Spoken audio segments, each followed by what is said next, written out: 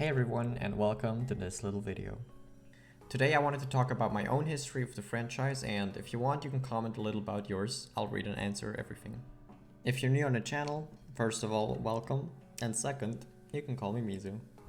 Before we actually jump into it, a big thank you to Aki who lent me his voice for this video, and also thanks to Orion and FireRed that provided some gameplay for me. Their links are all in the description, so be sure to check them out. Anyways, let's start talking about where I began my journey. Monster Hunter 3 Ultimate. I honestly had no clue what I was doing. The skill system was confusing for me, and how to get certain items that I needed for new gear wasn't very clear either. But it didn't matter at all. I mostly used full armor sets and only used charms and decorations to get rid of negative skills or maybe upgrade another skill. Mixed sets just didn't really exist for me quite yet. I was a Switch X main and occasionally played a little bit of longsword and I think dual blades every now and then. Either way, here are some of my favorite weapons from Free Ultimate. I was really happy to see these weapons again in Monster Hunter Generations Ultimate. If I had to pick a favorite or most memorable monster from the third generation, I'd probably go for Ivory Lagicrus. I like his colors, his weapons and armor, the fight itself, and the fact he isn't in the fucking water all the time unlike normal Lagicrus. I spent around 250 hours in Free Ultimate, which doesn't sound like that much, mostly because it isn't, but it was fun. I usually played in multiplayer and avoided doing village quests because of this shit, some of you might remember. Yeah, it's bad. At the end of 2019 though, some friends and I got in the mood for Free Ultimate, so we just replayed it and I finished the village quests and finally beat Seadois. Kadois? Seadeus. Monster Hunter 4 Ultimate. I was definitely more experienced now and had a clue of what I was doing.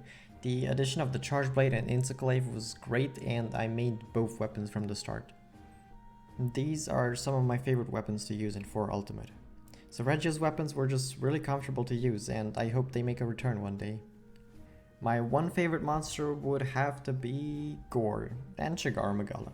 I mean, they're basically the same monster. The whole frenzied monster thing in combination with the Chaos Magala weapons was pretty neat, which made this game's story by far the most interesting. Which means I actually played for the whole story and I loved it. I put around 600 hours into the game on 3 separate files. I guess I just really enjoyed the start of the game and the story. On that third file, by the way, that's where I started using a female character and I called her Mizuki, which is kinda important for the whole rest of my story, and I'm glad I chose to do that. Monster Hunter Generations Ultimate. At the beginning of Gen, I shortened Mizuki to Mizu and called my Mizutsune. Then I put an X in between to separate the names and boom, my social media name was made. I played Gen for about 350 hours and later at the release of GenU, I got a Switch pretty much only for GenU and it was more than worth it. I should mention that I did not transfer my 3DS save file because I felt like restarting. In GenU, I spent 430 hours, which is a total of 780 hours. I enjoyed experimenting with the styles and the hunter arts, but I pretty much mained Adept Duels, Adept CB, and Valor Longsword. Here are the weapons I used the most. I did a lot of Hellblade Glavnus hunts since I helped people out with it, so one of my favorite sets was actually his armor with Mizutsune duels, as you can see in the gameplay. My favorite monster should be quite obvious for this game, so I'll do 2.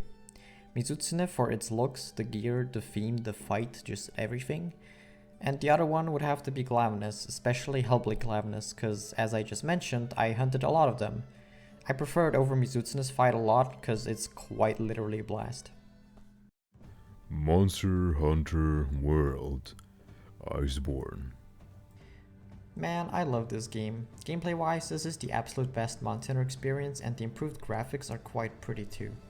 It's the game that got me into streaming and into the whole Monster Hunter community, cause until then I haven't really been part of it somehow, since I mostly played solo or with randoms. This game literally means the world to me and I'm happy they took that step in the right direction. Don't get me wrong, there are obvious flaws like the clutch claw and the whole tenderizing mechanic, but I can easily overlook them. I spent around 2,000 hours on the PS4 and about 300 hours on the PC version, and it was packed with awesome moments with the community that I'll never forget, so thanks for that. As for main weapon, it's pretty straightforward. Charge Blade. The addition of Savage Axe later on is nice, but I'm still not quite sure what to think of it. All in all, I think I like it. I'm excited to see how it will feel like in Rise. And as for favorite weapon, it has to be those. I have a lot more weapons that I'd like to show, but I limited myself to 4, so here they are. And if I had to pick one monster in World that's special to me, it would be a tie between Kulve Tariff and Namiel. I really just can't decide, they're both amazing monsters. Great fights, not so great weapon designs, but even better armor designs instead. I also don't expect them to come back ever again, especially not Kulve. Maybe Namiel could make a comeback with 14 good weapon designs, please? Monster Hunter Stories. I honestly don't have a lot to say about Monster Hunter Stories. I think it's a great experience overall. I had lots of fun collecting my favorite monsties, and the more I see of Stories 2, the more excited I am to play it. It really looks great. Monster Hunter Rise. And for Rise, I'm very curious about this game. I liked the demo quite a lot and already got used to most of the game's mechanics. I really like that the movesets will be even more customizable than they were in Generations Ultimate, and the confirmed monsters so far are more than acceptable.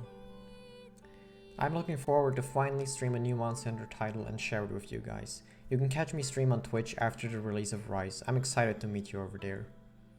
I would of course appreciate a like on the video and a sub if you want to see more videos like this, and since I'm planning on making a bunch of Monster Hunter Rise content, it might actually be worth it. Don't forget to comment a little about your own story, by the way. Thanks for watching until the end. I hope you have a fantastic day, and I'll see you in the next video. Bye!